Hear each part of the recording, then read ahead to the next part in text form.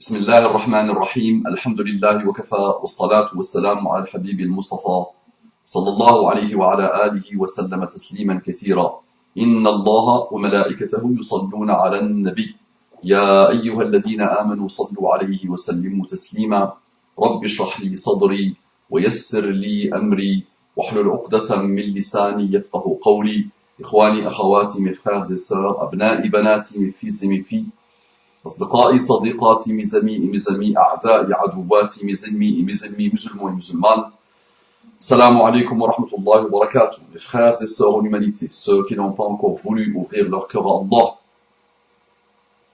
soyez sincères, vous allez finir par vous retrouver. Qu'Allah vous accorde les délices infinies de la guidée islamique. Supposons que le Coran est la parole d'Allah. Je m'adresse à ceux qui n'ont pas encore ouvert leur cœur à l'islam. Parmi les musulmans et les non-musulmans. Imagine, faisons le pari suivant. Le Coran est la parole d'Allah. Allah s'adresse à ses créatures. Le Créateur s'adresse à ses créatures. Ou alors disons dans le Coran, وَمَنْ يَبْتَغِ غَيْرَ الْإِسْلَامِ دِينًا فَلَنْ يُقْبَلَ مِنْهُ وَهُوَ فِي الْآخِرَةِ مِنَ الْخَاسِرِينَ. Et quiconque désire, veut, choisit, opte, donc désire une religion autre que l'islam, ne sera point agréé, il sera dans l'au-delà parmi les perdants. Clair, net et précis. Donc ça te demande l'effort nécessaire, le sens des responsabilités nécessaires pour vérifier la divinité du Coran. Si le Coran vient de chez Allah, c'est clair pour toi le musulman qui s'est imposé une religion, qui a hérité une religion, qui n'a pas enraciné sa foi, qui ne s'est pas enraciné dans une foi. C'est juste un petit arbuste, n'importe quel petit vent peut le déraciner. Et toi le non-musulman, qui a été manipulé, à qui on a inoculé beaucoup de visions, de systèmes de pensée, de manière de voir les choses, qui n'ont rien à voir avec l'islam. Donc Allah est clair dans le Coran, وَمَنْ يَبْتَغِ غَيْرَ الْإِسْلَامِ دِينًا فَلَنْ يُقْبَلَ مِنْهُ وَهُوَ فِي الْآخِرَةِ مِنَ الْخَاسِرِينَ. Donc, et quiconque désire une religion autre que l'islam ne sera point agréé, il sera dans l'au-delà parmi les perdants. Pas besoin de rappeler que quand tu trahis ta fitra c'est ton système d'exploitation.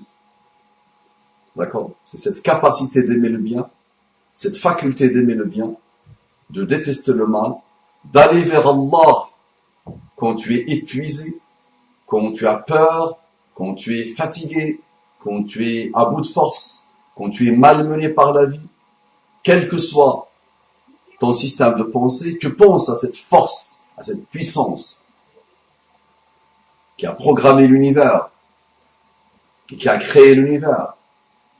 D'accord? Quand tu n'as pas trahi ta fitra, ta condition originelle, tu ne peux que aller vers Allah subhanahu wa ta'ala.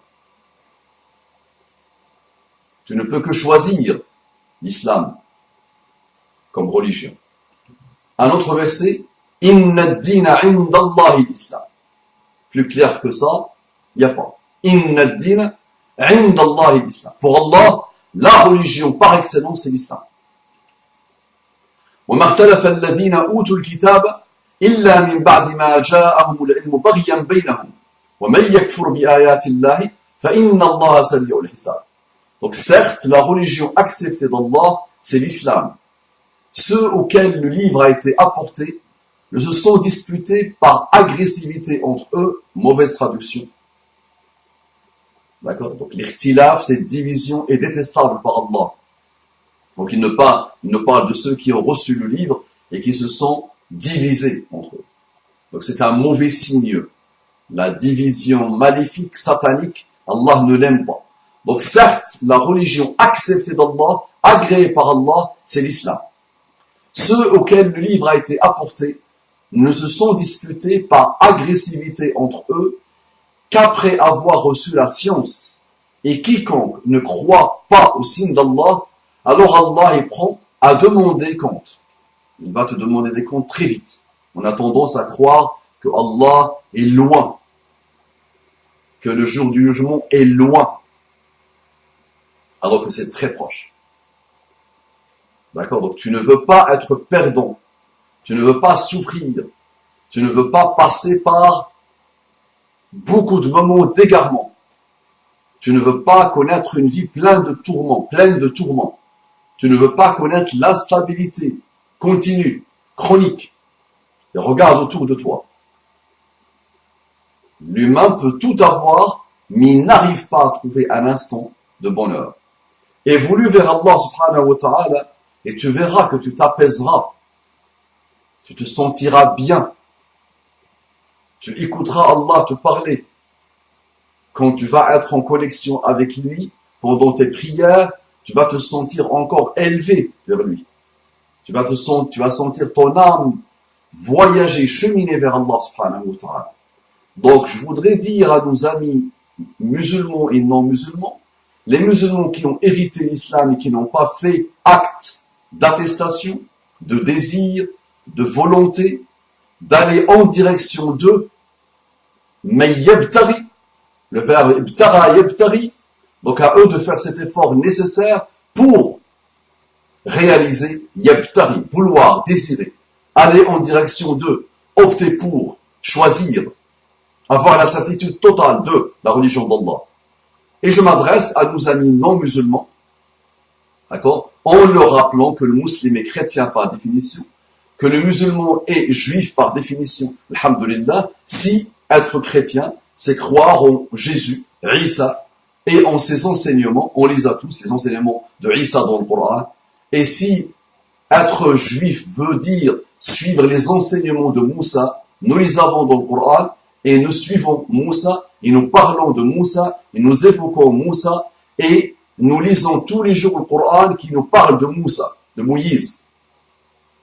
D'accord? Donc nous disons, alhamdulillah, que l'islam est la continuité des religions monothéistes qui l'ont précédé. C'est le message de tous les prophètes d'Allah depuis Adam jusqu'à Muhammad sallallahu alayhi wa sallam.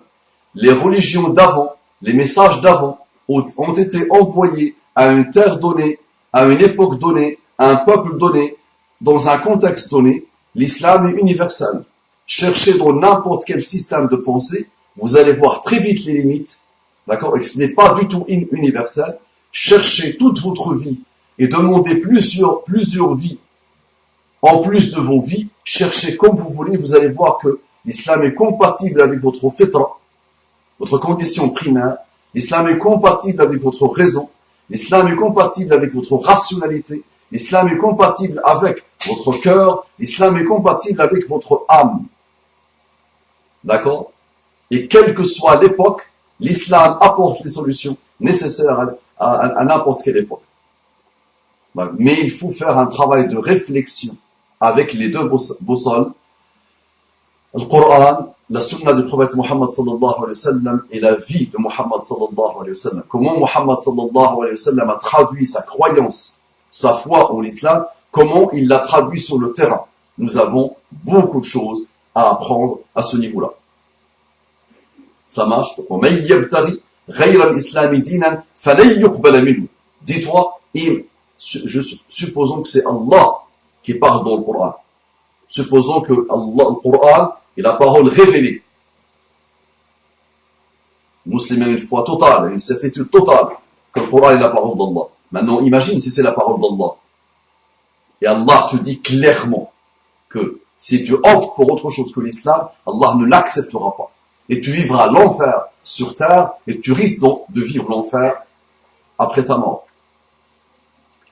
Mes frères et sœurs, qu'Allah vous aime, qu'Allah vous accorde les délices infinies de la guidée islamique.